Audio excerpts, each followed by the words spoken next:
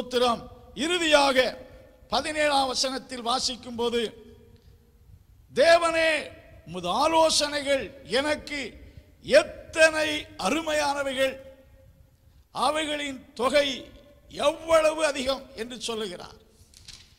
மூன்றாவது, தாவீது இந்த இடத்திலே தனக்கு ஆச்சரியமூட்டக்கூடிய மூன்றாவது காரியத்தை, உமது ஆலோசனைகள், how precious are your advices to me, உம்முடைய ஆலோசனைகள் எனக்கு எவ்வளவு ஆச்சரியமானவைகள் என்று குறிப்பிடுகிறார். அன்பானுள்ளே, இந்த உலகத்திலே துர் ஆலோசனையினால் கெட்டு போனவர்கள் அநேகர். நல்ல ஆலோசனை கொடுக்கிறவர்களை விட தவறுதலான ஆலோசனைகளை கொடுக்கிறவர்கள் தான் அதிகமானவர் இருக்கிறார்கள்.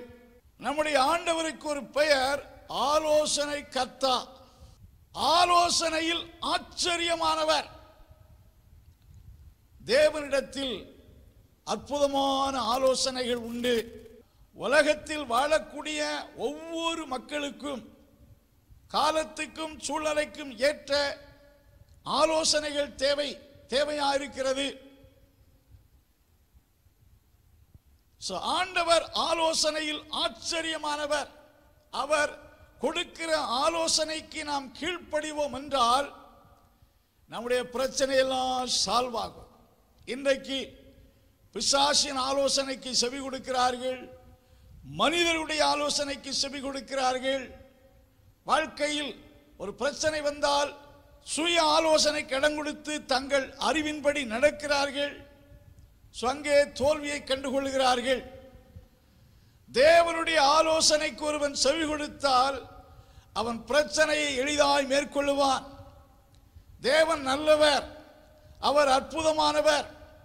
அவர் கொடுக்கிற ஆலோசனை நமக்கு ஆசீர்வாதத்தை கொண்டு வரும். அவர் ஆலோசனையில் ஆச்சரியமானவர் என்று சொல்லப்பட்டிருக்கிறது. God is wonderful in counseling. தேவன் மக்களுக்கு வேண்டிய நல்ல ஆலோசனை கொடுப்பார். இஸ்ரவேல் மக்கள் தேவனுடைய ஆலோசனை கேட்டு நடந்தபோது எவ்வளவு அற்புதமான ஜெயத்தை எளிதாய் பெற்றுக் கொண்டார்கள். வேதத்தில் வாசிக்கையில் இஸ்ரவேல் மக்கள் எகிப்திலிருந்து புறப்பட்டு வருகையில் யோசுவா தலைமையின் கீழ் முதலாவது அவர்கள் சந்தித்தது பெரிய எரிகோ என்னும் ஒரு கோட்டை. யோர்தானை தாண்டி வந்து விட்டார்கள். எரிகோவின் கோட்டையை, எரிகோவின் ராஜாவை குறித்து ஏற்கனவே எல்லோரும் கேள்விப்பட்டிருந்தார்கள். அவன் பிரபலமான ராஜா, பலத்த கோட்டை. நாம இந்த எரிகோவை தாண்டி போக முடியாது. ஏன்னா கானானை சுதந்தரிக்க முதல் தடையாயிருப்பது ஜெரிகோ. யோசுவாவுக்கு அற்புதமான ஆலோசனை கொடுத்தார். என்ன ஆலோசனை கொடுத்தார்? எரிகோவை சுற்றி நீங்கள் ஒவ்வொரு நாளும் சத்தமிடாமல் 7 நாள் சுற்றி வர வேண்டும். சுற்றி வந்தார்கள். 7வது நாளிலே 7 முறை சுற்றி வர வேண்டும்.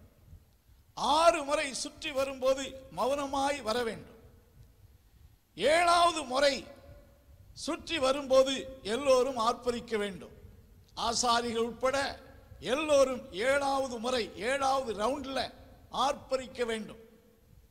இது ஆண்டவர் ஜோசுவாவுக்கு கொடுத்த ஒரு அட்வைஸ், ஒரு ஆலோசனை. எரிகோவை பிடிப்பதற்கு கர்த்தர் கற்றுக் கொடுத்த ஒரு ஃபார்முலா. இஸ்ரவேல் மக்கள் சிலர் அதை பைத்தியக்காரத்தனமாக எண்ணி இருந்திருக்கலாம். 6 நாள் சுற்றி வந்தாச்சு, ஒண்ணுமே நடக்கல. 7வது நாள் 6 முறை நடந்து சுற்றி வந்தாச்சு, ஒண்ணுமே நடக்கவில்லை. யோசுவா சொன்ன நடக்குமா நடக்காதா அப்படியெல்லாம் சந்தேகப்பட்டிருந்திருக்கலாம். பட் 7வது சுற்றில எல்லாரும் ஏகமாய் ஆர்ப்பரித்த போது என்ன நடந்தது என்று தெரியும். எரிகோவின் கோட்டை அப்படியே பூமிக்குள் சென்றது. எரிகோவின் பிடித்தார்கள். எரிகோவை எளிதாக ஜெயம் கொண்டார்கள். ஆண்டவர் கொடுத்த ஆலோசனைக்கு யோசுவா செவி சாய்த்தான். பெரிய காரியத்தை கர்த்தர் செய்தார். அவர்களுக்கு தடையாயிருந்த எரிகோவை சுதந்தரித்தார்கள். எரிகோ என்னும் ராஜ்யத்தை எளிதாக ஜெயித்தார்கள். இப்பொழுது ஆண்டவருக்கு நன்றி செலுத்துகிறார்கள். அடுத்த கோட்டை ஆயிப்பட்டணம். எரிகோவோடு ஒப்பிட்டு பார்க்கையில் அது ஒரு சிறிய பட்டணம். ஆனாலும் அங்கே ஒரு ராஜா, ஒரு குட்டி ராஜா இருக்கிறார். அதை தாண்டி போக வேண்டும். அப்பொழுது ஜனங்கள் சொன்னார்கள், எரிகோவை நாம் பிடித்து விட்டோம், எல்லாரும் போக வேண்டிய அவசியம் இல்லை. ஸ்தோத்திரம். நீங்கள் வேதத்தில் வாசித்து பார்ப்பீர்கள் என்றால் யோசுவாவின் மூப்பர்கள் சொல்லுகிறார்கள், யோசுவாவிடத்திலே எல்லாரையும் ஆயி பட்டணத்துக்கு அனுப்ப வேண்டாம், 2000 அல்லது 3000 பேரை அனுப்பினால் எளிதாக ஜெயித்து விடலாம் என்று சொல்லுகிறார்கள். அவர்கள் வார்த்தைக்கு செவி கொடுத்து யோசுவா யுத்தத்துக்கு செல்லுகிறான். அவன் 2000 மக்களை அனுப்புகிறான். ஆயி பட்டணத்தின் ராஜா ஆயி பட்டணத்தின் சோல்ஜரோடு சேர்ந்து அவர்களை எதிர்க்கிறான். ஓட ஓட துரத்துகிறான். 36 பேர் கொல்லப்பட்டார்கள். யோசுவா கண்ட முதல் தோல்வி. இந்த தோல்விக்கு பின்பு இனி வெற்றி கிடைக்குமா என்ற சந்தேகம் அவனுக்குள் உருவாக ஆரம்பித்திருக்கலாம். அப்பொழுது ஆண்டவருடைய பாதத்தில் விழுந்து, ஆண்டவரே, இந்த தோல்விக்கான காரணம் என்ன என்று சொல்லி காலையில் இருந்து ஆண்டவர் அவனோடு பேசுகிற வரைக்கும் தேவனுடைய பாதத்தில் விழுந்து கிடக்கிறார். ஆண்டவர் அவன் தோல்விக்கான 2 காரணத்தை சுட்டி காண்பிக்கிறார். யோசுவாவே, ஜனங்கள் நடுவிலே பாவம் இருக்கிறது, அசுத்தம் இருக்கிறது என்று சொல்லி ஜனங்களை சுத்தம் செய். 2வது, நீ மனிதருடைய ஆலோசனைக்கு செவி கொடுத்து தவறு. அவன் அதை ஒத்துக்கொண்டு கர்த்தரிடத்தில் கதறினான். ஆண்டவர் சொன்னாரே, நீ உன் சுயபலத்தை நம்பினாய். 2வது, ஜனங்கள் நடுவிலே சாபத்திடால் இருக்கிறது, அதை அகற்றப்பட வேண்டும். 3வது சொல்லுகிறார், ஆயி பட்டணத்தின் பின்னால் நீ பதிவிடையை வைக்க வேண்டும். என் ஆச்சரியமான ஆலோசனை. இதற்கு முன்னால் இப்படிப்பட்ட நிலையில் எந்த ராஜாக்களும் யுத்தம் செய்தது கிடையாது. பட்டயத்தை கொண்டு நேருக்கு நேர் ஃபேஸ் பண்ணி யுத்தம் செய்தார்கள்.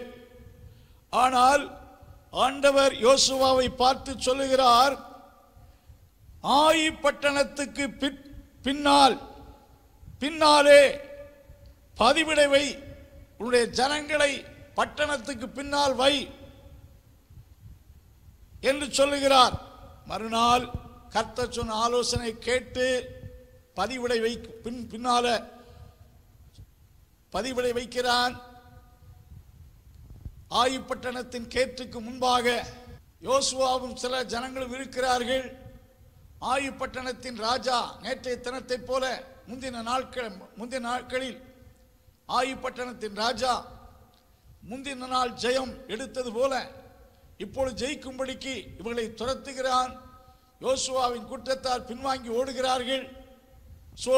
இப்பொழுது ஆயி பட்டணத்தின் ஜனங்கள் எல்லாரும் பட்டணத்தை விட்டு இஸ்ரவேல் மக்களை துரத்துவதில் வருகிறார்கள். ஒரு மேடான பகுதியில் சென்று யோசுவா தன் கையில் இருந்த கோலை உயர்த்துகிறார். அப்பொழுது பின்னால் இருந்து வந்த மக்கள் பட்டணத்துக்குள் பிரவேசித்து தீக்கிரையாக்கினார்கள். பட்டணத்தை எளிதாய் ஜெயித்தார்கள்.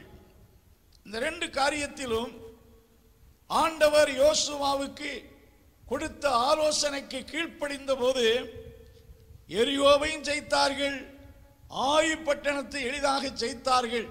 இது ஒன்றுதான் யோசுவாவுக்கு கர்த்தர் அநேக ஆலோசனைகளை கொடுத்தார். அன்பானுள்ளே, ஆண்டவரிடத்தில் எல்லா மக்களுக்கும் கூறக்கூடிய ஆலோசனைகள் இருக்கிறது. அவர் ஆலோசனை கர்த்தா. அவருடைய ஆலோசனை ஆச்சரியமானது. தாவீது யுத்தம் செய்த காலத்தில் யுத்தத்துக்கான நல்ல ஆலோசனை பெற்றவர். ஆண்டவருடைய ஆலோசனைக்கு கீழ்ப்படிந்த போது ஆச்சரியமான காரியங்களை யுத்தத்தில் கண்டார், வாழ்க்கையில் கண்டார். ஆகையால் தான் தேவரீர் உம்முடைய ஆலோசனை எவ்வளவு அருமையானது என்று குறிப்பிடுகிறார். நம்முடைய தேவன் ஆலோசனை கர்த்தர். ஒவ்வொருவருக்கு வேண்டிய ஆலோசனை தருவார். வேதத்தில் வாசிக்கிற உன்மேல் என் கண்ணை வைத்து உனக்கு ஆலோசனை சொல்லுவேன், நீ நடக்க வேண்டிய வழியை உனக்கு காட்டுவேன். நீங்க என்ன பிரச்சனையில் இருந்தாலும் ஆண்டவரை என்ன செய்ய வேண்டும் என்று கேளுங்கள். நிறைய பேர் ஆண்டவர் சொன்ன வார்த்தைக்கு கீழ்ப்படிய மாட்டார்கள், கீழ்ப்படியாமல் இருக்கிறார்கள். குடும்பத்தில் பிரச்சனை இருக்கலாம், ஸ்தோத்திரம், வாழ்க்கையில் பிரச்சனை இருக்கலாம். கர்த்தர் உங்களுக்கு ஆலோசனை கர்த்தரிடத்தில் கேட்கும் போது அவைகளை மேற்கொள்ளத்தக்க ஆலோசனை தருவார். ஆலோசனை கேட்டு அதன்படி நடக்க அர்ப்பணிக்க வேண்டும். ஆலோசனை கேட்டு மீண்டும் உங்கள் வழியில் செல்வீர்கள் என்றால் உங்களுக்கு ஜெயம் கிடைக்காது. சோ தாவீது சொல்லுகிறார், ஆலோசனை எவ்வளவு ஆச்சரியமானது. இந்த ராத்திரி வேளையிலே ஆலோசனை கொடுக்க ஆண்டவர் உங்களுக்கு காத்திருக்கிறார். அவருடைய ஆலோசனை ஆச்சரியமானது. அவர் ஆலோசனை கர்த்தர். அவரிடத்தில் உங்கள் பிரச்சனை எதுவாயிருந்தாலும் கேளுங்கள், உங்களுக்கு அற்புதமான ஆலோசனை கொடுப்பார். அது உங்களுக்கு பெரிய வெற்றியை தரும்.